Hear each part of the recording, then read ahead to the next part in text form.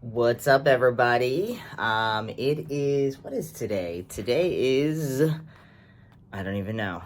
It's 8:07 in the morning. I think it's the 30th. Yes, it's the 30th of January. I can't decide if this lighting or this lighting, we're just going to stay here. So I been waking up at 4:45 in the morning. It has been a blessing and a curse. It is hard every morning to wake up that early. It is hard every night to go to bed on time. But every moments like this, I'm always very happy because, like I said, it's 8:07 and my work doesn't start till 9. So I have, almost an hour. I actually had an hour and a half because I already came home at 7:30. I saw Antler, helped him eat breakfast a little bit, got dressed. Now I'm in my office or at my desk and could actually get some work done. So it's not easy, but I actually really like how much time I have. And I've been thinking about if I want to do it on the weekends because then I'll have even more time. But I like to stay up late on the weekends. So I don't know. I guess we're going to see where that lands me. I probably won't do the weekends. Who am I kidding? Who am I kidding?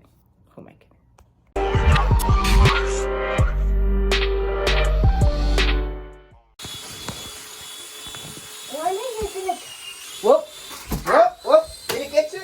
Shoulder. My finger now. Hey, I'm the boss. Oh man, Dad, get it? I got it. Watch out. Watch your face. This thing is dangerous, bro. Well, we can still play, eh?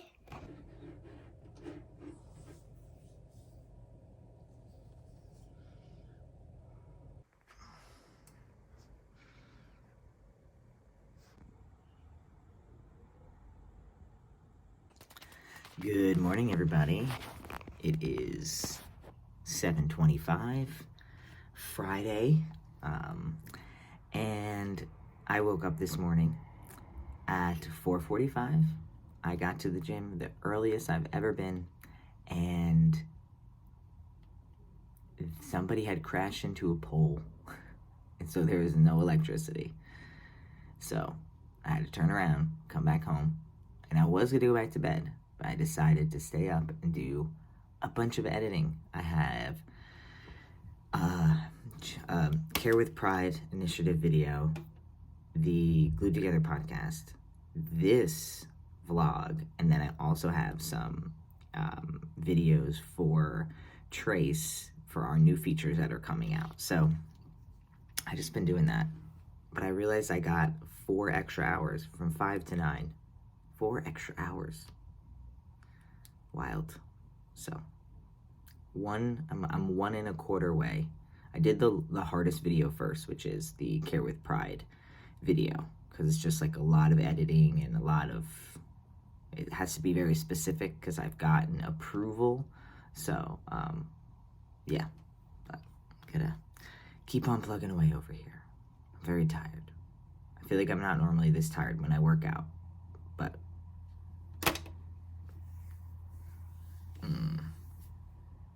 all right, so sorry about the terrible lighting.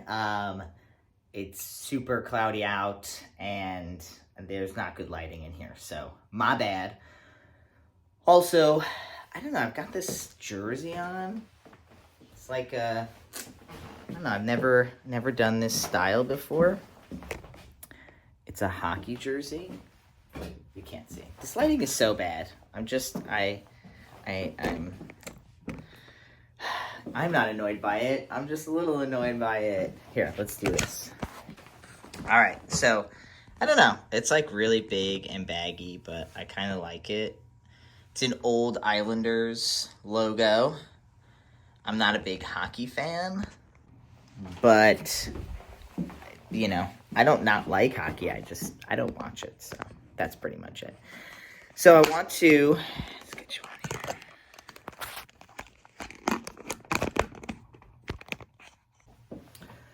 Answer a question that somebody wrote to me on here. So normally I would actually answer this on the Glued Together podcast, and I might still answer it there, but I don't know. I felt like y'all would appreciate hearing my perspective on this the most. So the question was something along the lines of like, how is it being a trans guy and having a boy? Like, and in my mind, it's like, how does that feel? How hard is it? How easy is it? And all of those things. So to be completely honest, and I've said this before, I always wanted a girl. And I wanted a girl because I grew up as a girl. I wanted to be able to raise a little girl and be like, yeah, like, you know, girl power, self-empowerment, you got this, you can do it, that type of motivational type stuff.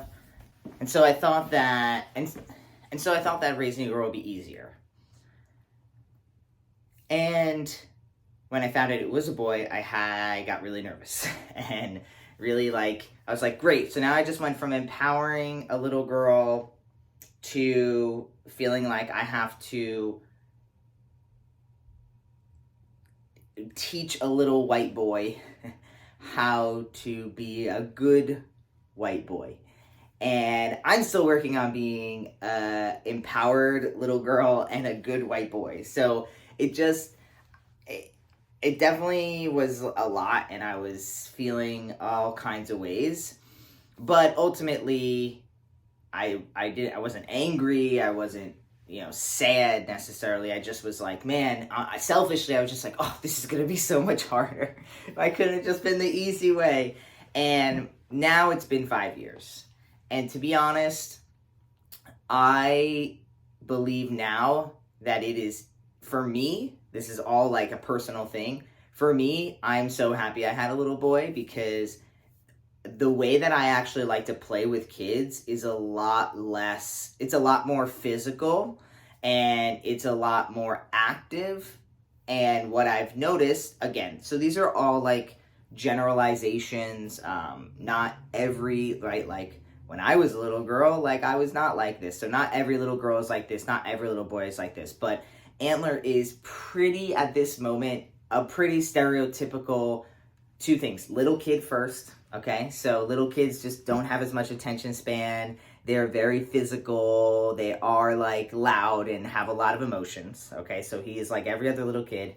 And he also, number two, is a lot more just a physical moving around being. Like, he likes to move around. He likes to be active. He only just recently started to be able to like sit down and color. He doesn't really do too much like playing house and, imagination type stuff. It's not that he doesn't do it at all, but he would much rather engage in playing a game than playing house, right? We did get him a Gabby's Dollhouse for Christmas, and it's not that he doesn't play with it, it's just not as much. And I have other friends who have little girls, and it's very clear that those little girls are a lot more imagination play. Again, I don't want to sound like boys are this way and girls are that way, but what I do want to say is that some kids like to be more physical and some kids like to be more imaginative. And I think Antler is more on the physical side at this moment in time. And that could change. But for me, the way that I like to interact with him, or the way I like to interact with all kids, like even when I'm playing with a kid who likes to be a lot more imaginative, or when Antler is in an imaginative stage, I have a really hard time engaging, because I don't find it as much fun to like be a little person and, oh, let's go make dinner and, like play with these little figurines. That's not fun for me. And so I have a really hard time staying present and engaging, and I feel like I'm probably really boring. So in hindsight, if I had a little girl that did like to do more imaginative play, or honestly, I guess even if Antler was more imaginative, see, I'm like breaking down my own stereotype thinking in this moment, in this video right now, it would have been harder. And what I have noticed is that not all, but most of the little girls in my, that are my friends' kids are more imaginative, and most of the little boys are a bit more physical. Again, not exclusive, but I feel like what I've experienced is like most, right? So, and when it comes to stereotypes in my mind, it's like we just need to leave the door open for your little girl to not be what is stereotypically a little girl, and we need to leave the door open for what your little boy is not stereotypically a little boy. I feel like that's how I feel like we need to treat the world, is that things are not exclusive. Pink is not exclusively for girls, but a lot of girls do like pink. Blue is not exclusively for boys, but a lot of boys do like blue. And if a little boy likes pink or a little girl likes blue, right, that should just be fine, and it shouldn't even be an eye batted. It should be like, oh, okay, great. Like, so that's where I feel like a lot of us go wrong, to be completely honest. So all of this to go back to, I'm really happy that Antler is a boy. And if I had a girl and I want a boy, I'd probably be saying the same thing, because you fall in love with your kid over and over and over, and they're perfect, and you wouldn't do anything differently. You wouldn't take anything back. That's just how it is as a parent. So I feel like I'm happy about that. In the way I like to play with kids, he likes to play that way. So I'm happy about that. And also, what I think a lot of people, when they ask this question, to go even deeper, I think it has to do with the fact that I'm a trans man and my kid is a cisgender boy at this moment in time, and has shown no indications that he doesn't want to be anything besides that. And that means that I have a lot of reflection of things that I couldn't do when I was a little girl, because of the stereotypes that hung over me and just not being seen as my truest self. And so what I've been able to do is live through him. So he was on a little soccer team and I was the coach, right? That was really fun. He, gets to play, like, loves all of these more, stereotypical boy things that I also like. I like stereotypical boy things, and I get to do those things with him. I get to be at times a little boy alongside him. And that has been a really magical part of having a little boy as a trans man. And there are things that come up, right? I have to sit down to pee, or I choose to sit down to pee, and he, sometimes he sits, sometimes he stands. It just depends on what he wants to do. And I have to know that you would think that you'd have jealousy, because before I had a kid, I had a lot of jealousy about that. But now with a kid, the jealousy isn't there. I'm just like, yeah, that's just how he pees, and this is how I pee, and do I wish I could pee like that? Of course, but I don't have, like, anger or jealousy towards him. Like, I honestly thought I would having a little boy, and now it's fine. And I know that there'll be things in the future as he grows older and learns more about his body that will come up for me, but I really feel like the fact that he's my kid, it's just hard for me to be jealous or feel ill-willed towards him. And it's almost like you recognize more that that's just how that person was born. Like, he was born being able to pee standing up.